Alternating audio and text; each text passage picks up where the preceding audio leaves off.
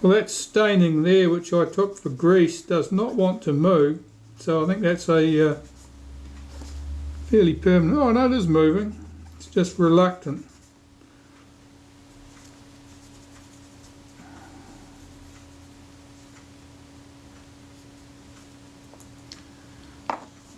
This thing looks fairly symmetrical, but it's not. It only goes on one way.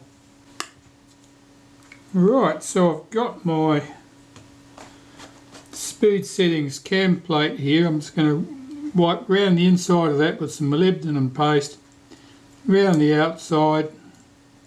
That should do nicely. And this fits on in this fashion. Now here, this switch, that is moved by this plate. So this is the B lever, this little tab here, but this is our switch, so make sure that that switch goes around the outside edge, and you'll see that as this swings around, it contacts this switch and makes it make contact. Closes the switch effectively. Okay, so that should be like that. See if I've got my retaining ring. I'm just going to clean that and put that in place to hold this assembly together so that I can test things. Because my retaining ring here is somewhat greasy and those threads do not look pretty. Partly that's because aluminium is not a nice metal to machine, and it's quite soft. It probably tears up a bit. Just running this down with my fingers. Just want to retain this basically. Now that should be about the B position there, I think, by the looks of that. I'll just cock this shutter, we'll see what happens. Yeah, that's definitely B.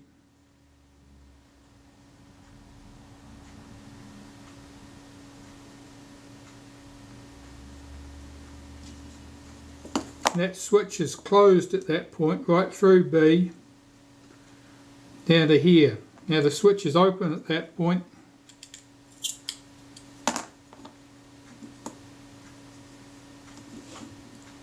Here's my release.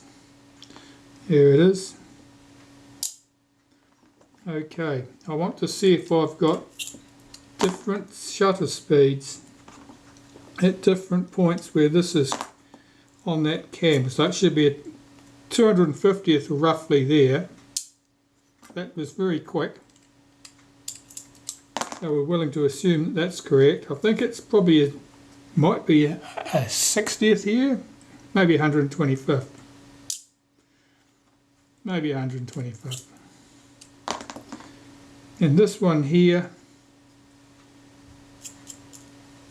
I'll be looking at something like a 30th.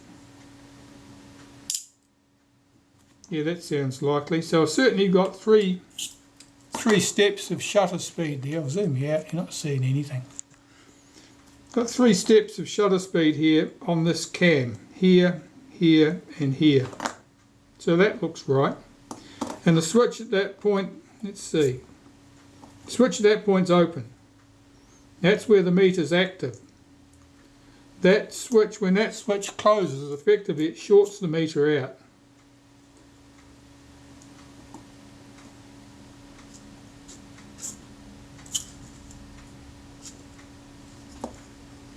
So that all appears to move correctly.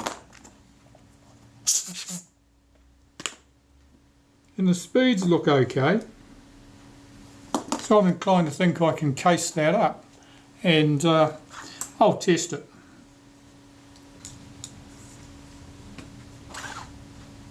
I'll just give this a wipe of molybdenum paste on the inside and on that cam surface on the rear there too, just for good measure.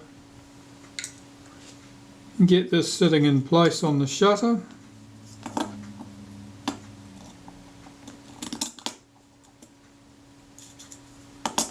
That looks good. I don't know where that sits radially, but that doesn't matter at the moment. And here's our retaining ring that goes on the back. Let's see if we can get this on. Now this has got 3 notches in it that correspond to these 3 screw heads here and here. So I'm looking to see where they lie, and they lie there.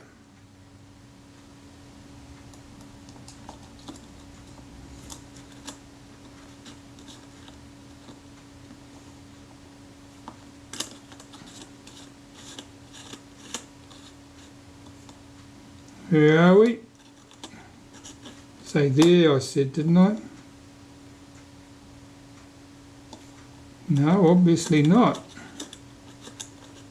There then, yes, there. Okay, so I can see those 3 little indents there. Here, here and here on the outside ring. That's where the screw heads sat. So we'll pop them in place.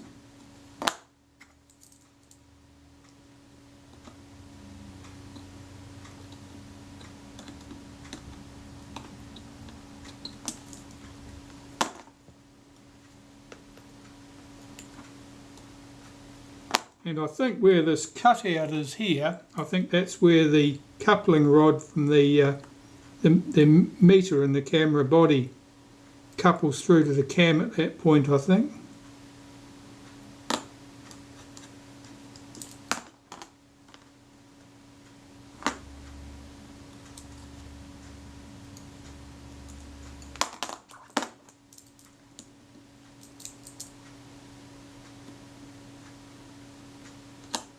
Bit of an odd way to arrange this thing there. Surprised there wasn't a more positive positioning of it. No, I suppose once the 3 screws are in place, it's not going anywhere.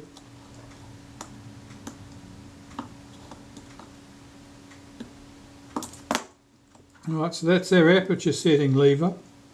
Here is our cam surface for the coupling to the pin from the camera body that couples to the meter, and both of these things couple to the settings here.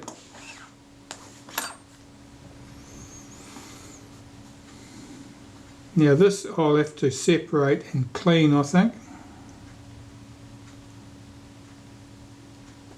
It's just a little bit dusty. This camera's generally quite clean, it's not bad at all.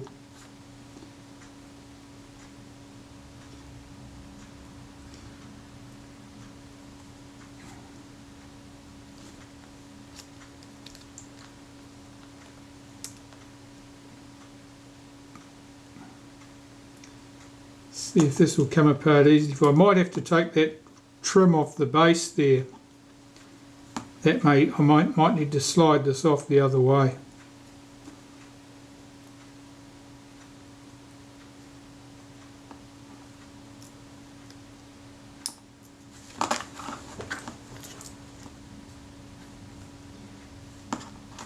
Let's try that. Make sure I know what I'm doing. Yep. It looks doable.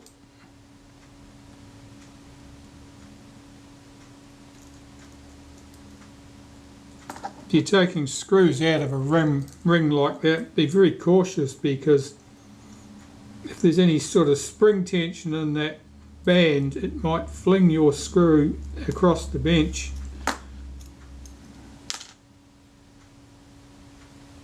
I don't know if that's got me any further along than I was before.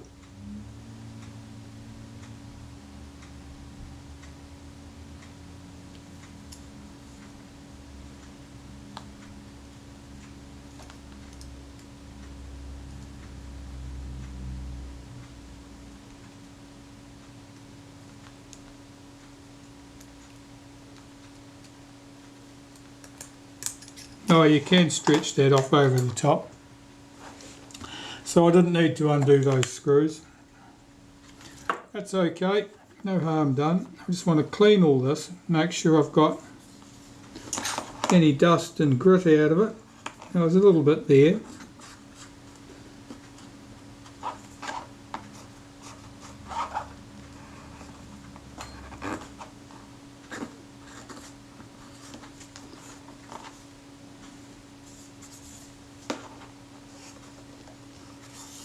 Yeah, there's a bit of dust and grit there. That's not looking as clean as I thought.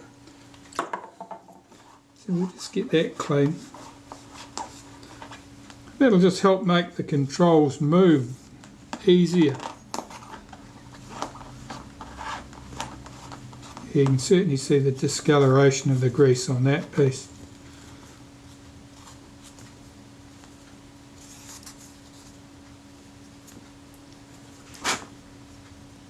When you're cleaning things with the likes of this, you've got to be aware of the threads of cotton that you might be leaving behind. They can cause you a great deal of trouble if you get a few threads of cotton in the wrong place.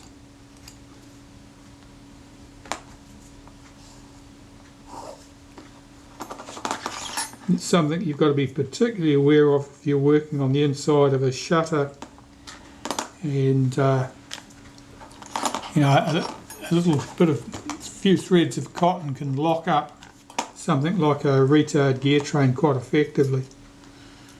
Okay, so let's see if we can get this back on now.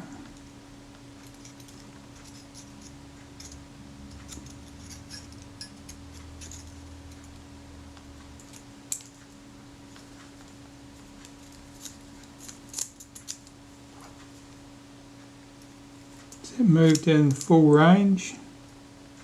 Yeah, it appears to. Okay, so that definitely does work. I'm just going to put a bit of synthetic grease under that.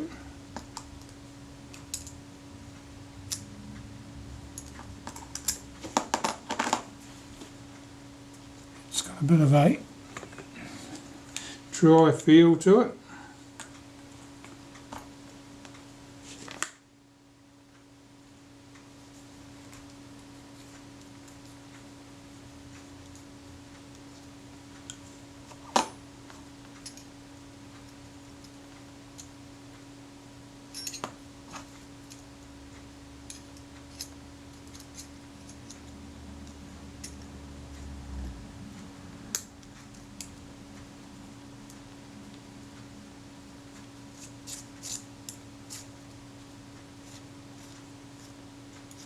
Yeah, that feels better. That's where you set your film speed with this thing. Okay, I'll just clean this band and put that back on there, since I never needed to take it off in the first place.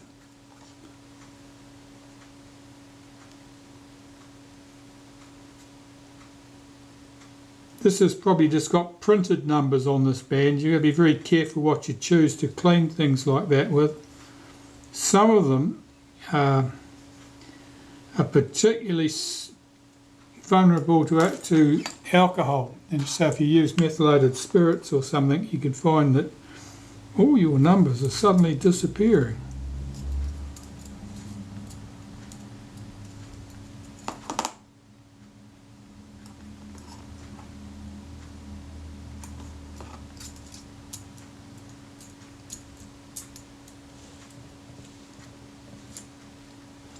I'm sure you could put the letters back again with, I don't suppose you get Lectra set these days, but you probably get some transfer film that you can use that you could print up on a computer.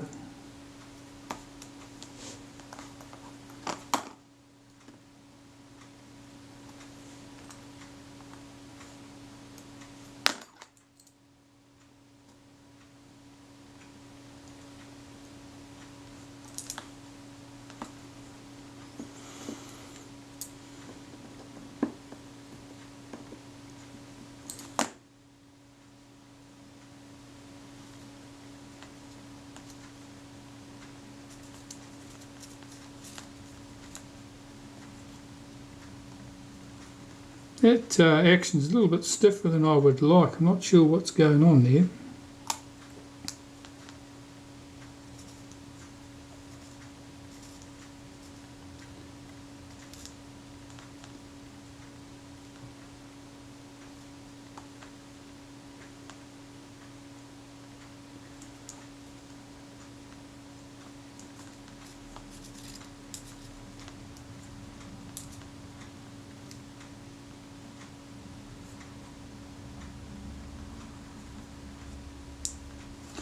Right. Well, with this back in place, you can see that the outer piece here connects to this tab here for the aperture settings, and you can see as I turn the outside, the aperture opens and closes there. And at the front you can see that it couples to the disc here, the control disc for the shutter, and as I turn the dial that also shifts. So that part is done basically, there's nothing more to worry about there. The cam surface for the meter probe, there's a pin that comes out of the camera that just drops in through that place there, and you probably can't even see down there, there's that ramp on that ring. I'll take this off, you can see it. This ramp here, the pin follows that. So that part is pretty much done. This thing here, the depth of field indicators. Now that's a bit scratchy sounding, so it's probably got a bit of dust in it. Alright, as I've said, these are fun. These are a minor nuisance to have to deal with.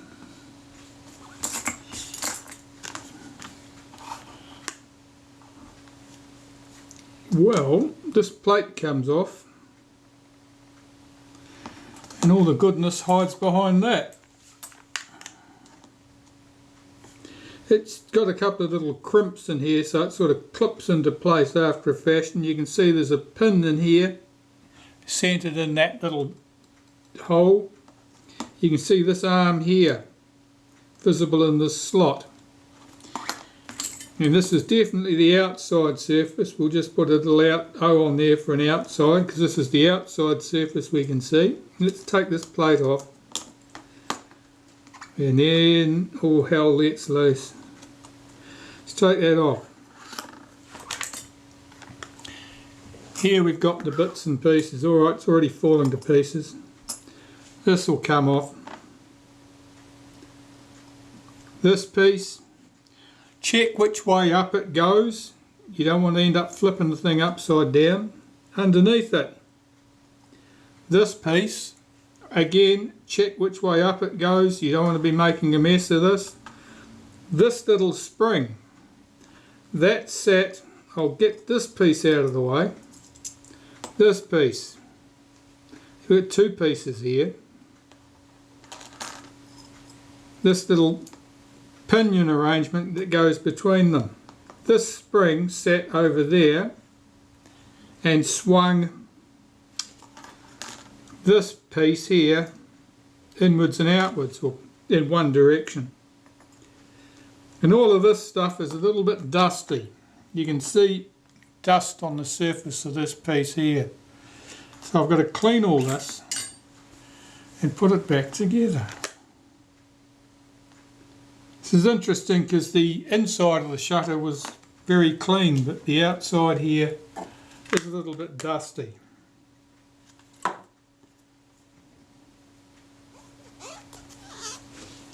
You can see there's a lot of dirt coming off there. Some of that's old grease, and a lot of it's embedded dust and grit. I'm just wiping the outside surface.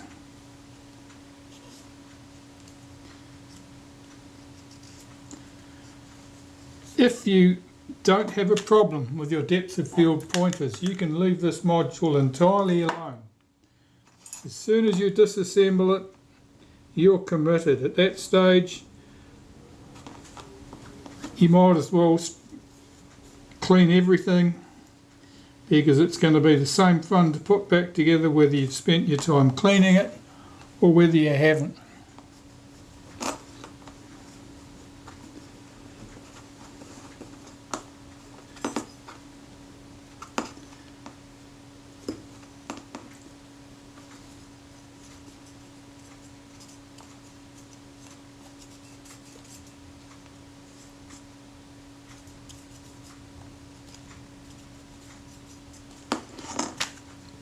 Right, well, I'll carry on with this.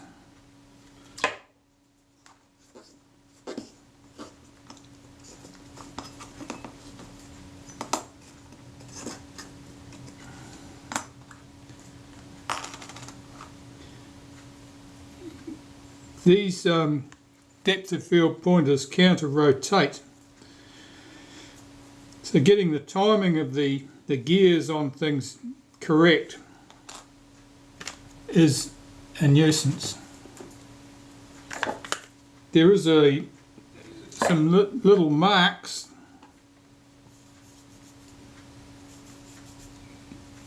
that you can align when they're all in alignment, everything's correctly positioned relative to each other. See, this here, there's a patch of grease or something on there and it's reluctant to come off. Must be well baked on.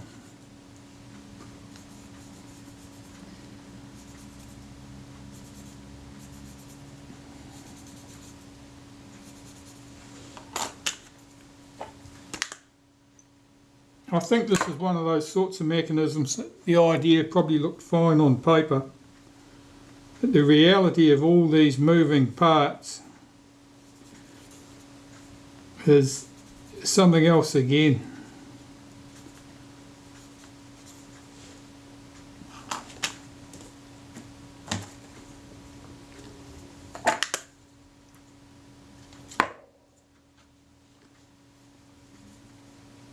I really dislike these things. They're much worse than assembling the moving depth of field pointers on the lenses for the retina reflex cameras. They're easy by comparison.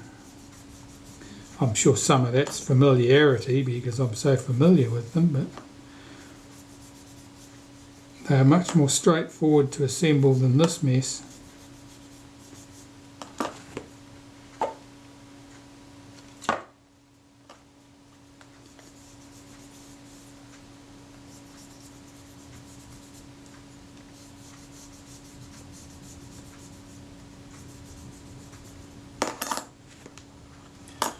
Yeah, this is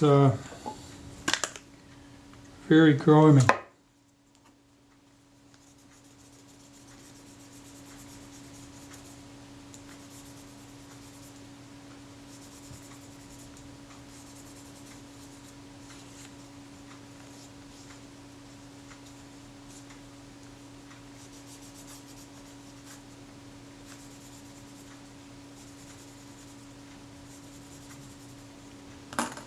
Okay,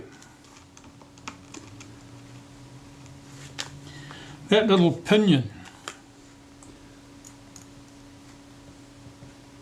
we have 3 little tiny pinions on here. There's one on this surface below the spacer washer. There are 2 above it. So, you know, that's a bit of a nightmare, a thing like that.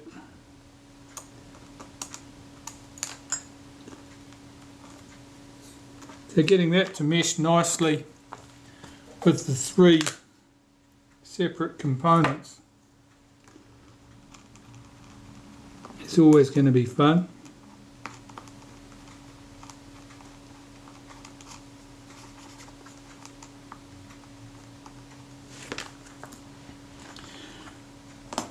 And that must revolve on one of these 2 pins here. Is it that one? It must have been that one. Alright, so all I've got to do now is reassemble this, I suppose.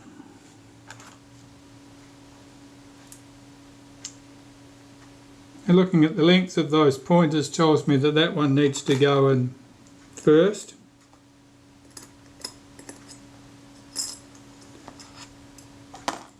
That goes in there. Probably that pinion goes on top. This would go on there. And when those 2 are right in the centre, that would be correctly timed.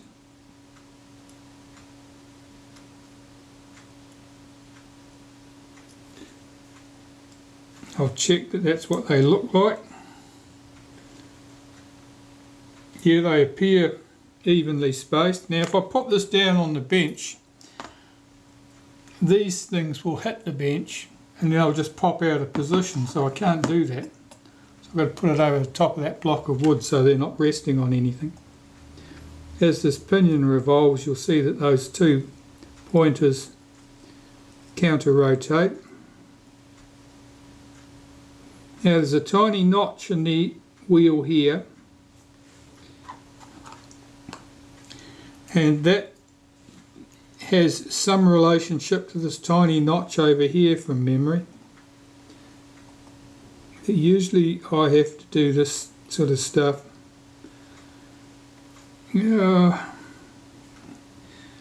Where's my pivot point? Is it there?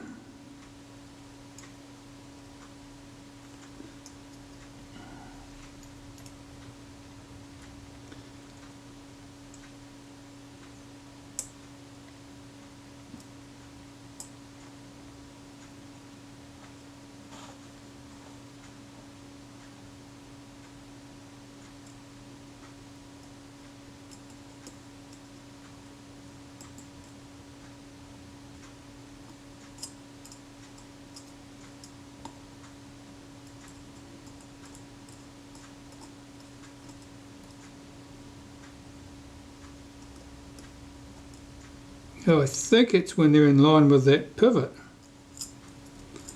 Alright, see if I can get these aligned to my satisfaction.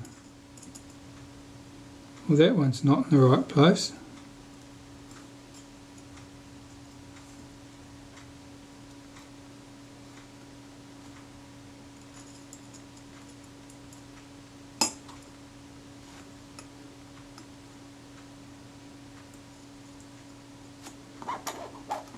That suggests that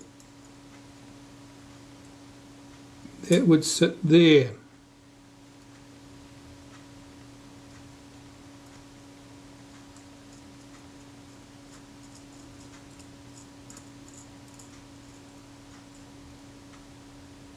Well, that looks plausible.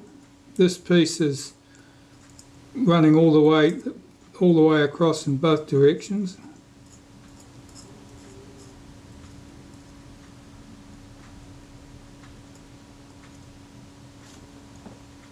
Here they're in line.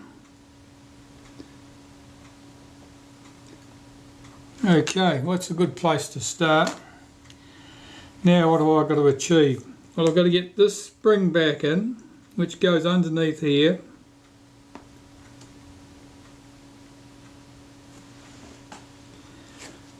And then this plate needs to go in. And of course we've got to get this piece seated. Okay, let me make my plans.